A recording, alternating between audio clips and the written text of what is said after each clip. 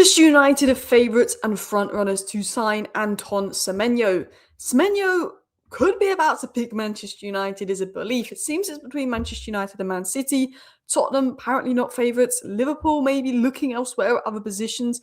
Arsenal not going in for him. And with Pep Guardiola's future uncertain, and Manchester United obviously having contact with Semenyo in the summer and their good relationship they built with Semenyo in the summer, there's an internal feeling he's going to pick Manchester United, and the move is heating up. Mainoo could be sold for £40 million. 40 to 50 million is the price tag on Mainoo. We paid 50 million for Fred 7 years ago. So you can't tell me that Fred 7 years ago is worth more than Kobbie Mainoo. We're going to talk about that. Mainoo could be finished at United. A permanent exit could be underway. I want to know your thought process on this. If Ruben Amorim was very successful at Manchester United, won the Europa League, had a good year last year, was having a good season this season, which I don't think we're having a bad season, we're sick, but a lot of people are unconvinced, I would fully understand, fully backing the manager. But if we do end up selling Kobbie Mainoo for 40 to 50 million and Amorim gets sacked at the end of the season, that could be a big regret. That's all I'm going to say on that. But I want to know your guys' thoughts, because some people are like, get rid of him, he's disrespected the club. Other people are like, come on, it's not that deep. I get why he wants his loan move, la la la. We're going to talk about the latest on Ugarte exit and an attacker that's doing really well in the Bundesliga in Said Al-Mala. So we're going to talk about all the latest Manchester United news in 10 minutes for you guys. So if you do enjoy today's video, feel free to hit that like button. Please do subscribe down below if you're new and want to stay up to date on all the latest Manchester United news. Let's dive into it. Manchester United announced in as the front runners for Anton Semenyo in January. United, City, Tottenham and Liverpool have all spoken to Semenyo about personal terms and their plan for him. This is coming from a Newcastle-based source from Mark Douglas. United are front-runners for Semenyo. Liverpool focusing on defenders. Tottenham, they can't compete with United and City. City have Champions League football, but there's uncertainty under Pep. You'd have to compete with Doku.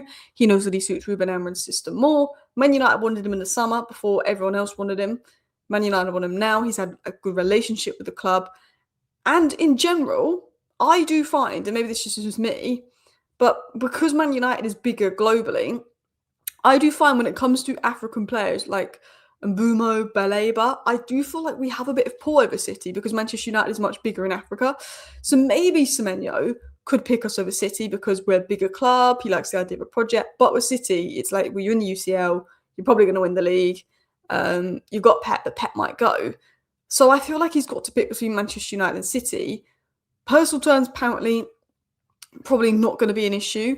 Obviously, we know he has a 65 million release clause. So I think with like doing that, it's quite, like I say, easy to do. But it's like if we pay 65 million before January 10th, then Bournemouth have to sell him if he agrees to come to us and we trigger the release clause. And that's where United are going for Semenyo. And a lot of people keep saying, you know, why are we going for Semenyo when we clearly need a midfielder? Don't get me wrong, I would be picking a midfielder over Semenyo any day of the week. But there's a feeling we cannot simply get Elliot Anderson, Morton or Baleba in January. We're going to have to wait till the summer.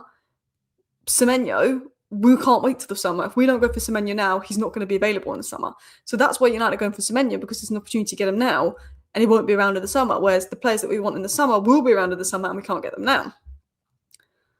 The two clubs from Manchester, Monday, Tuesday, both called for Semenyo. I can confirm that. City and United are both involved in the conversation for Semenyo, said Romano. So Romano's confirming it's both City and Manchester United having talks with Semenyo involved in that. It's heating up. We are now the two favourites pretty much going for him. There's now reports that United are the front runners having calls. We've got till January the 10th. If Semenyo picks a club, it is pretty much done. Romano said in terms of funding this, United may make room for a move for Anton Semenyo by letting Joshua Zirkzee leave via permanent transfer or loan deal with an obligation to buy. Talks were held with AS Roma last week. I don't know if you watched my roundup video last week, but I said there's sources in Italy saying that Roma officials had flown out to England to have talks with Man United over Zirkzee, and it would be a loan with an obligation to buy under certain conditions. So there's a feeling that the obligation would be around 30 million plus. And I think Zirkzee going would free up the room for Semenyo. We could get 30 million for Zirkzee. And as much as I like Zirkzee and believe he can be a good player, he doesn't suit Ruben Amorim ball. He doesn't suit the system. Whereas Semenyo completely suits Ruben Amorim ball, completely suits the system. And Romano said that United's called in the last 3 days to open talks with Semenyo's camp, and they're pushing, they're in direct talks. We're pretty serious about Semenyo.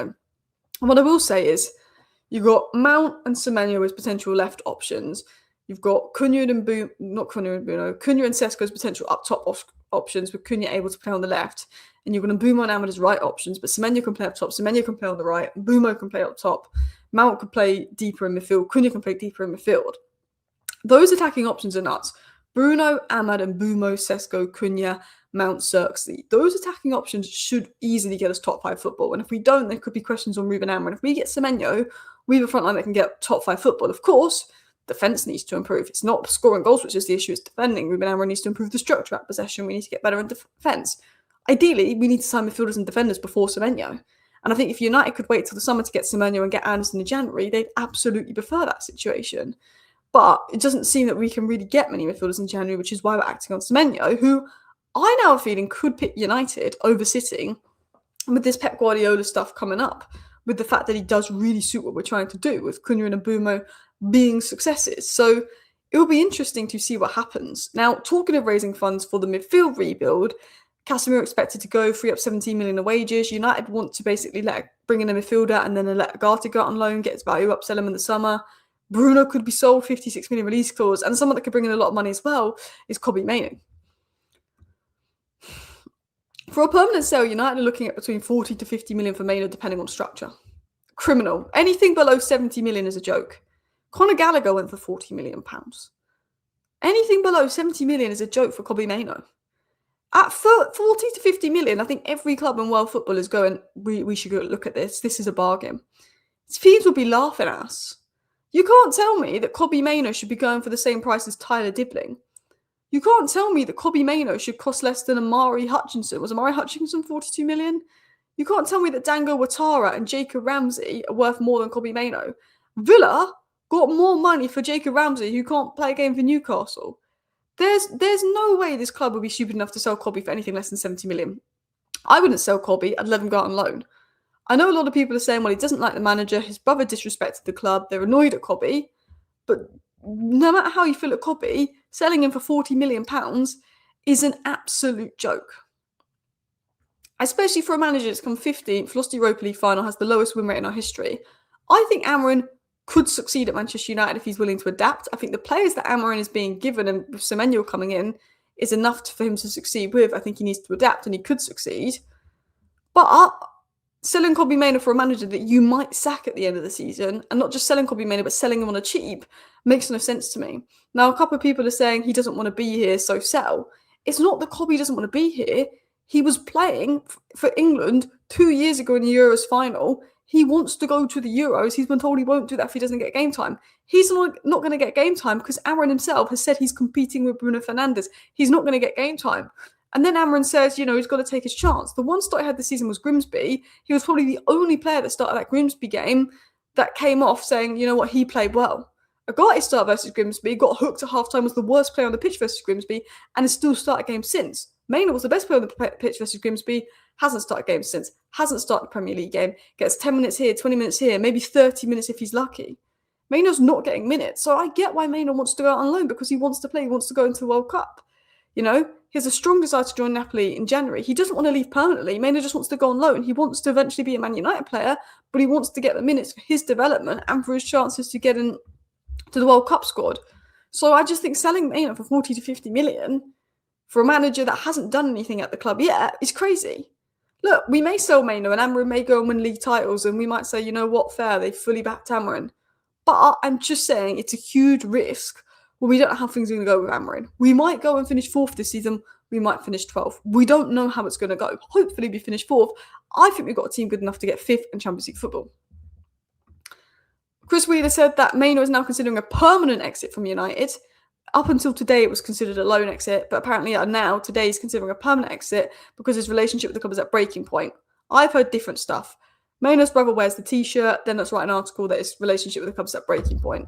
From what I've heard, things internally aren't too bad between Mainoo and the club. So who knows?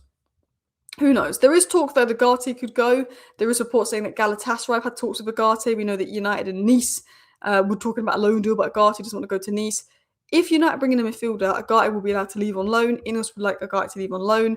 Mainoo, I don't know if he's going to be able to leave on loan. It depends who we bring in. I think only one of Ugarte or Mainoo would be able to leave on loan, not both. Mainoo has obviously had pretty much advanced talks with Napoli who are willing to do that kind of deal. But It'll be interesting. I still think these reports that Mainoo's relationship with the club is at breaking point and he's going to leave on a permanent exit is just because media are guessworking because of his brother wearing the t-shirt. I feel like if his brother didn't wear the t-shirt, we wouldn't be having these stories. And then last but not least, we got linked to this guy by German reporters a few days ago, but it's also been said by a very good Scandinavian source that United are interested in FC Köln's Said Al-Mala. They have had him on their radar since he was at his former club, Victoria Köln. Very highly rated player. Very good talent. 6 goals, 2 assists in the Bundesliga this season. 19 years of age. One to keep an eye on. One I need to watch more. Let me know your thoughts down below. Thank you for watching. Bye.